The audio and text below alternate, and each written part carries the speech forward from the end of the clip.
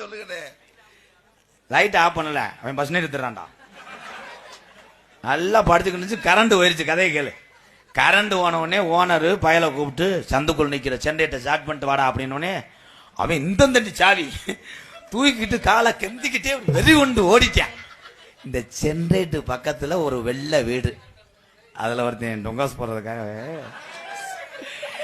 அவன் புருஷன் வெளியேறட்டு நம்ம உள்ள வாயு முன்னு இப்படி உட்கார்ந்துருந்தவன் சாதியை தூக்கிட்டு ஓடினான் பாரு. இருட்டுக்கு அதுக்கு அந்த உட்கார்ந்து இருந்தவன் திரும்பி பார்த்திருக்கான், புருஷன் தான் வந்துட்டு அத்தாடி இன்னைக்கு தானே நம்ம வெட்டி கொல்ல போறான்ட்டு அவன் திகுத்துக்குன்னு ஓடணுமே முள்ளுல விழுந்திருக்கான். சட்டச்சடன்னு விழுந்தவனே இவன் சென்ட்ரேட் ஆன் பண்ணாம இங்க ஓடியான்ட்டான். ஓடியாந்து ஓனர்கிட்ட ஓடியாங்க, எவனோ எண்ணெயை வெட்ட வர்றியா அப்படி திருப்பி லைட் அடிச்சு போய் பார்த்திருக்காங்க. அவன் 2 சீமக்கர்களுக்கு கூட மாட்டிக்கிட்டு சட்டியில 4 முள்ளு சட்டையில 4 முள்ளு இப்படியே நின்றுருக்கான். ஓனர்